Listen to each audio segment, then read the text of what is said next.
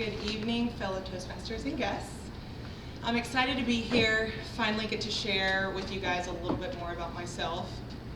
But to know me is to know my family, and obviously not biased whatsoever, but I think I have hands down the coolest family in the world. Starting off strong, we've got my dad. 2 words, the wind. My dad adopted this nickname in college from his college buddies. He's here one day and in another country the next. Working this job yesterday, in another country the next day. You just never know what you're going to get with him. And I really think that he gets this from his dad. Growing up, his dad worked in the oil field, so he grew up living and traveling in more places than people often visit in their lifetime. And he really saw a lot of value in that. He wanted me and my sister to grow up experiencing different cultures, being in uncomfortable situations, and learning how to thrive in those situations. And then just wanting to meet some different people, cool people, and mostly some quirky people. Just being different, talking to different people with different upbringings than, and backgrounds than we had. And then most importantly, just saying hi to everyone. And one big story to sum that up is that my dad had his 50th birthday, and I was in 6th grade. And we had a party at the house, and there was maybe 30 or 40 adults that I and my sister didn't know. And his one rule, we had to stay down there for about an hour, and every person that walked through the door, we had to look directly in the eyes, give them a very firm handshake, and introduce ourselves. I was mortified. I hated it. It was terrible. But it's something that I can appreciate more and more as I grow up. And I will surely be doing the same thing with my children. Next is my mom. 2 words. Fiery love. Growing up with my parents and talking about them, the best way that I could describe them is Jay and Gloria from Modern Family. My dad is this unsuspecting old white guy, and my mom is fiery, hot Latina. Since I can remember, if there's a party, she's there and she's bringing it in the dance floor. There could be, and oftentimes was, about 30 to 50 Americans either at our house, at a venue, and she'd throw on some Latin music, get everyone dancing, even though it might have looked like they had 2 left feet. But who's on the dance floor right next to us? Me and my sister. Whether it was the dance floor, whether it was traveling as a family, or just a regular afternoon after school, my mom was hanging out with my sister and I as much as she possibly could. And over the last few years, my dad's coined this term that my mom is constantly getting her squirrel time. So for example, I'd go to Atlanta, which is where they live, and she will spend every possible waking second with us. She could be running on fumes, no sleep, no eat, and she wants to work out with me. We'll want to go get our nails done. She'll propose going to the mall, anything she can to have a little bit of quality time. Thus being gathering her nuts in the wintertime, getting as much quality time as she can, so that'll hold her over for the next time we see each other.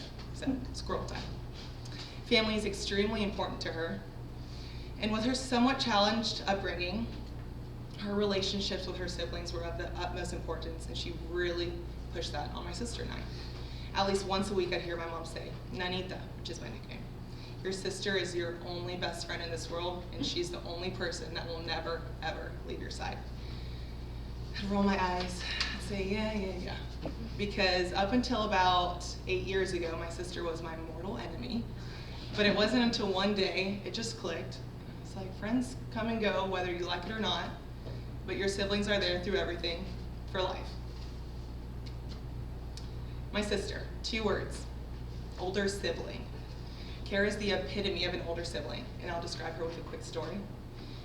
In high school, my parents were out of the country for about a week, and that just so happened to be around the time that I started to get into drinking and having a good time and a party here and there. And so what better time to have a kickback, or what we now call a pregame, than when my parents are hundreds of miles away. And my mom sensed this itch that I had for a good time and had a serious conversation with me before we left.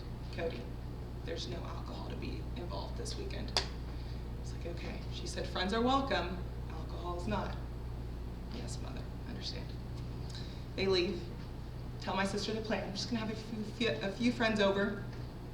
Before I could even get half the invites out, my mom calls me from another continent, grounds me, scares me to death, and it never happened again. As mad as I was to care about that, she appreciates rules. Things need to be done the right way, and she's extremely organized. She's also a very honest person. Has anyone been in a situation where you maybe subconsciously went to a person for advice, knowing that they're going to tell you exactly what you want to hear? Well, that's not her. She doesn't care who you are. She doesn't care what advice you need or want to hear. She will tell you what she's thinking, but in the most kind, genuine, and logical way. And so watching her now become a mother and the most even-keeled, consistent, intentional person, it's been a beautiful blessing. And that brings me to my favorite member of the Cornecke clan, Ethan Cody Arnecke. He's an angel. He's 8 months old, and without a doubt, the cutest baby on this earth. You can't convince me otherwise. He just learned to clap. He's really close to crawling. And I'm sure any day now, the words Tia Coco are going to just roll right off his tongue. But with the distance, our main mode of communication is through FaceTime. And it's at least weekly we're in public, and I'll show him off to a random stranger, making all these high-pitched noises so he can crack a smile, maybe, if I'm lucky. But I can't imagine my life any differently.